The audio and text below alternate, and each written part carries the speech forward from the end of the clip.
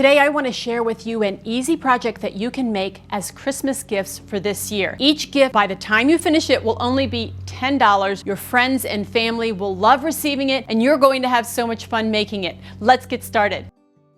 I'm Cindy and I'm with the blog reinventeddelaware.com. We love to reinvent and repurpose all sorts of home decor and furniture, and we like to make really easy projects around here. First, let's go over the supplies that you're going to need. Now, the main thing that you're going to need are wood slices from Etsy store. I'm going to link these below. I found a really good deal of somebody here in the United States that cuts these wood slices. They're out of bass wood. Look how big they are. These average between 12 and 14 inches large, so they're big. They have the bark on them. You see that lovely bark. They have some really pretty detailing, and the price is unbelievable. They're under $4 each when you buy a box of 15. Free shipping, by the way. I ordered mine and had mine here in no time flat. Within the week, I had mine. We're going to do that. We're going to use this adorable stencil from Dixie Belle. This is called Holiday Joy, and there are 4 different stencil designs to choose from. They're all really lovely. We're going to use those. We're also going to use Dixie Belle's No Pain Gel Stain. I have 2 colors. I have walnut and espresso picked out. I haven't exactly figured out which color I'm going to use. I'm either going to use the walnut or the espresso or both. I don't know. We'll see. We'll see how that turns out.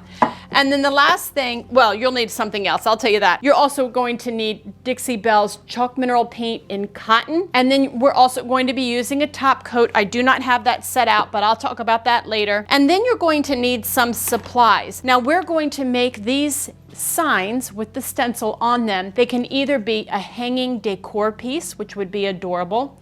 You could make them as a riser. If you know me, you know I love these risers that are so popular right now. And I have 2 ways of making those risers. I have these little candle cups. Somebody on my YouTube channel, let me know what these are called. I have a whole box of them. Now, if you can't get a hold of these, I will link these down below. They're a little knob, a wooden knob with a screw on them, and they would work for this project just as well. Or anything else that you can think of to make it rise up a little bit. I have used a variety of things. These are just short little pieces that will rise it up about 1.5 inches or 2 or 3 inches. Not any more than 3 inches. Just, I guess you could if you wanted to, but I wouldn't suggest it. You'll also need, let's see, these little Pouncer sponges. These are nice for stenciling. And then you're going to need some scrap cloths to do the staining. So that's the first step that we're going to do. Let's just get to it. No Pain Gel Stain takes 6 to 7 hours to completely dry. So I'm going to stain all of the boards one day, and then I'll come back out the next day, tomorrow, and I'll get things finished up. To apply it, I'm gonna have a shop towel handy and one of these disposable chip brushes. This is how I like to stain. I know there's all sorts of ways to stain. This is my preference. By the way, these don't need to be sanded. These boards come pretty smooth.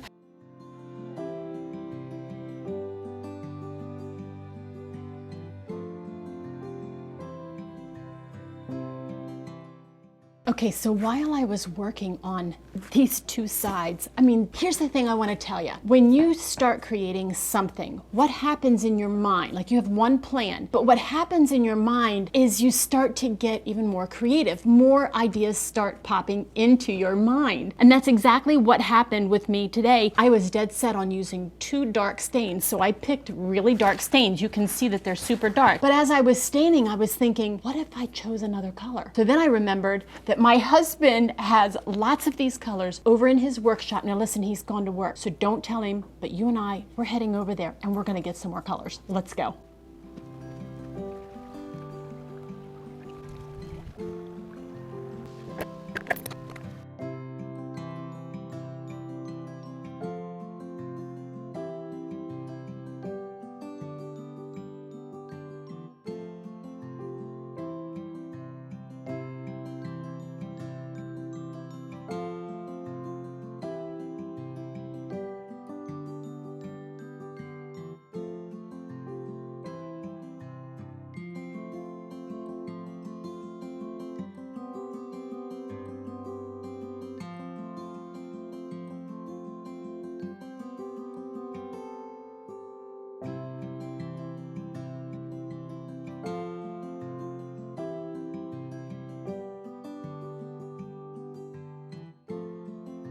Come here, Puck Puck. Hey, good boy.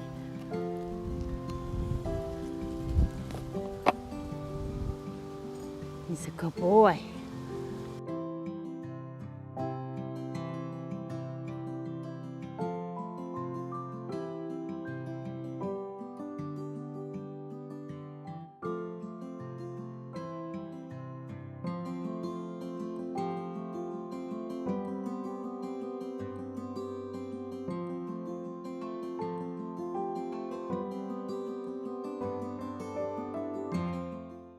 So I've decided against the color American Honey, mostly because it just has more red in it than what I'm looking for my project. So I have 4 colors to choose from, and I might do a little variety of both.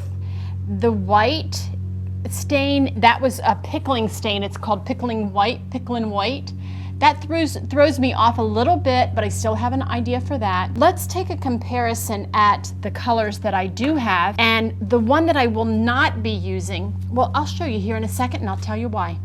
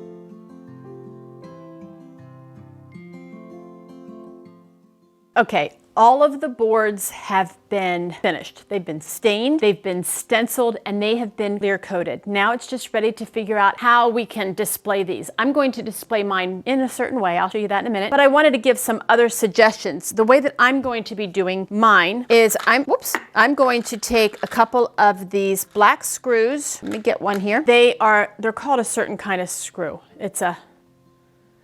If you know the name of this, go ahead and comment below. Words are hard for me, and sometimes the words just don't come out. I mean, it's just the way that it is. I just know that this screw looks like it has a little washer head attached to it. And I like that for the way that I'm going to hang my signs, because I'm going to use this wire. It's really heavy gauge. I have this whole spool. I picked this up at my local Ace Hardware store. It lasts forever. It will turn your fingertips black, but it's really, really strong. And I like to wrap the wire around the head of this screw. So I'm going to show you how to do that. Before we get to that, let's talk about some other ways that you could use these slabs of wood. You could either just leave them flat like this. They look very nice like this. If you give this as a gift, somebody could put a pretty candle on top, or they could use it as a serving tray, so long that they protected, you don't want to put like a cake on here, of course. You'd want to put down a plate or something first, but that would be really pretty. Or it could just be used as a small small riser that you could put like a candle and some greenery, maybe a little tiny Christmas tree on it would be so pretty. And then if you leave the back of it blank, just clear coated, they could use this year round for other things. So they could use it for other things, not just for the Christmas decor that we have on the front of this. So that's one way of using that item. Another way would be to add these little feet. I bought these on Amazon. I'll link them below. They come with a screw. They're just like a little knob. But you can see that these would be really cool as a riser. You would just have to, I would just glue these. I would remove the screw. I don't think you need the screw for this. I'd use E6000 and I would glue 4 of these on the bottom. You can see how cute that would look. And it would just rise it up just a little bit. And again, this could be a serving piece. Excuse the flies. If you see flies in here, my garage, I came out this morning and it is filled to the brim with flies. Anyway, you're probably going to see them buzzing around, but I'm just going to keep on working. So you can see that that would be a really cute riser. I would put 4 of these, space them out on the underside. Now, if you do that as a riser, understand that it's only going to be used for the holiday season. So bear that in mind if you think about that. Although, if you use the stencil that is the, let's see if I can show you, all the pretty snowflakes, that could be used for winter and for Christmas, not just for the Christmas season. The other thing that you could use to make a riser, well, you might not have these. You know, I have a ton of these. And by the way, many nice people have told me what these are called. I didn't know what they were called when I used them in one of the projects that I had. I'll link that video, and if you go into the comments, you're going to get quite a chuckle. But anyway, these things are called candle cups, and it's a little wooden thing. You would put a taper candle in here, and then it's got like this nub, this dowel here on the end that you could drill a hole underneath and put that right in there, use some wood glue, and then you would have little feet for the riser. I have tons of these because I came across a really good deal at a yard sale or someplace like that, and I just bought the whole box of them, so I use a lot. I've thought about doing a little giveaway sometime, maybe, and sending some of these out to some people so that they could make a project. I don't know, maybe that's in the future. And one other thing that I don't actually have the item here, but imagine with me a cabinet door pull, you know, just a pull. You can pick these up at your local hardware store or a box home improvement center. You can get a couple of those handles, and then you could put a handle on each side, and it would be a serving tray, which would be really cute as well. Bear in mind, if you do that, it's only going to be used on the front side. So what I'm going to do, I want to hang mine in a threesome. So I have this one, I have this one, I think it's so cute, and then I have one of the snowflakes, and I've chosen 3 of the boards. I like to do numbers in, decor items in 3s. I think that looks really pretty. And I chose all the same stain color. I chose the walnut, and I think these hanging on the outside, maybe under our front porch would look really pretty, or maybe out here in our breezeway. I'll be sure to show you where I'm going to hang them. Let me bring you in a little closer and show you how I'm going to use that wire and those screws to hang these. All right, so for this first one, I wanted the hanger, of course, to be up at the top because this has definitely got a right side and a wrong side. Most of them do. Maybe the snowflakes don't. You could hang the snowflake in this orientation or in this orientation, whichever you want. Bear that in mind. The first thing I'm going to do is just pre-drill a couple of little holes. And I want to show you this tool that I have here. This is a quick flip drive, and this is my favorite and most used tool in my workshop. I have it on my power drill, and let me take this off so I can show you what this is. This is a whole unit.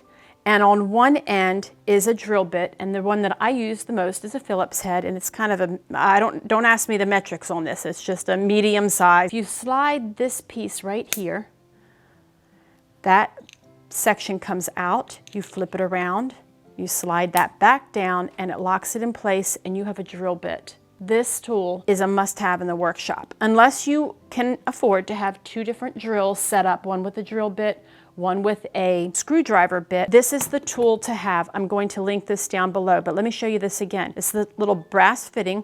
You just take that, flip it out, take this piece out, turn it around, and there you have your Phillips head drill bit. By the way, you can make that any size drill bit that you want. There's a little screw here. You can remove this and replace it with whatever you want. And the same with the drill bit. I've broken these a couple times. You just have to take that screw out. You can replace this drill bit. No problem. This is like the most used size that I use, so that's why I have that one in here, and the same with the drill bit. The other thing that it has, make sure that you can see this, it has a countersink. So you can see the silver part of the drill bit, then you see that it gets wider right there. That will help to countersink a screw head into whatever you're working on. Now, I don't need to countersink anything today, so I can't show you that part, but I'm just going to go ahead and put this back into my drill. This pretty much stays here all the time. And I'm going to pre-drill a couple of holes right up here. So just let's get that done. Let me bring it in closer.